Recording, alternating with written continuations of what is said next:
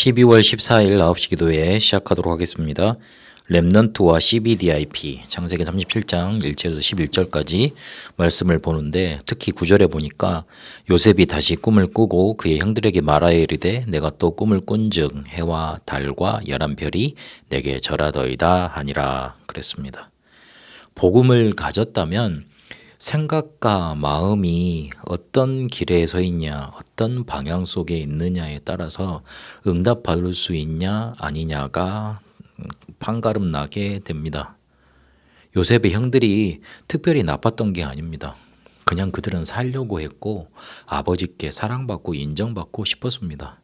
그게 안 되니까 왜 그런지 이유를 찾다가 너무 인간적인 생각에 저 요셉이 모든 사랑을 독차지하고 있구나. 우리 어머니는 사랑도 못 받고 그게 또 대물림 돼서 나에게까지 왔구나. 그 생각에 너무 질투가 나서 요셉을 죽이는 상황까지 이제 가지고 가버리게 되지요. 원래 그렇게 악하지는 않았을 겁니다. 그러나 생각과 마음이 이 언약 쪽에 있지 못하니까, 응답받을 수 있는 방향에 있지 못하니까, 언약의 여정 속에 있지 못하니까 자기도 모르는 사이에 서슴지 않고 살인까지를 계획하게 되고 그걸 실행하게 되는 그런 실패의 자리로 가버리게 되는 겁니다. 그래서 복음 가진 자가 5분 깊은 정시 기도를 매일 할 수 있다면 응답 받을 수 있는 생각과 마음, 그쪽으로 갈 수 있습니다. 대부분이 이걸 못하니, 이게 안 되니 상처 속에 살다가 실패 속으로 갑니다. 그런데 요셉은 그 속에서 벗어나와서 상처가 충분히 있었을 그런 상황인데도 미리 언약을 보고 갖고 누리고 정복하고 성취하는 언약의 여정을 미리 갔습니다. 이러니 모든 것이 발판이 됐습니다. 억울하게 노예로 끌려갔잖아요. 거기서도 조금 신수가 좋아지는 것 같더니만 성폭행 누명을 받고 감옥에 끌려갑니다. 옛날 감옥은 지금 감옥하고 달라서 지하에 굴 같은 걸 파놓고 거기에 아예 가다 놓는, 아예 죽으라는 소리죠. 그런 감옥이었습니다. 그런데 거기서 또 하나님의 은혜를 받고 인도받다가 왕 앞에까지 서게 됩니다. 충분히 원망하고 낙심하고 분통 터져서 죽을 수 있는 상황이었습니다. 그래도 세상 사람들이 저 사람 불쌍하다 그렇게 위로해 줄 겁니다. 그런데 그는 마음속에 언약을 담고 생각 속에 하나님의 응답을 담고 복음 가지고 계속 언약의 여정을 갔습니다. 특히 요셉을 통해서 우리 렘넌트 7명을 통해서 어떤 걸 알 수 있냐면 하나님의 것으로 편집, 설계, 디자인했다는 것 알 수 있습니다.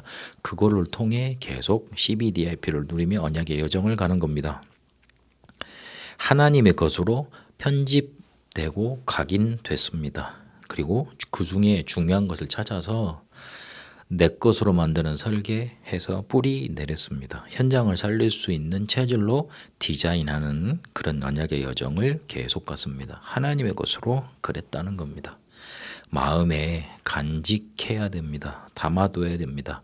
상처를 담아둘 게 아니라 5분 깊은 정시 기도 매일 누리는 속에 언약을, 응답을 마음속에 간직해야 됩니다. 그러면 우리와 위드로 함께 하신 하나님께서 24시 응답 속으로 인도하십니다. 우리와 우리 교회 만남 속에 역사하시며 함께 하시는 하나님께서 25 하나님 나라의 응답을 허락하십니다. 모든 것을 통해서 하나님의 뜻을 이루는 영혼의 응답으로 우리가 인도받게 됩니다.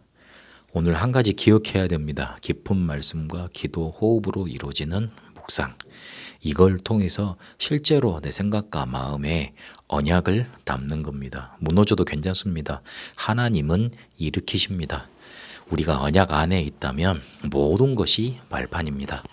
살아계신 하나님, 우리가 5분 깊은 정시 기도 매일 되어지다가 그렇게 인도받다가 미리 보고 갖고 누리고 정복하고 성취하는 언약의 여정을 가게 하시고 하나님의 것으로 편집, 설계, 디자인 되어져서 우리 인생이 각인, 뿌리, 체질이 변화되는 응답 있게 하옵소서.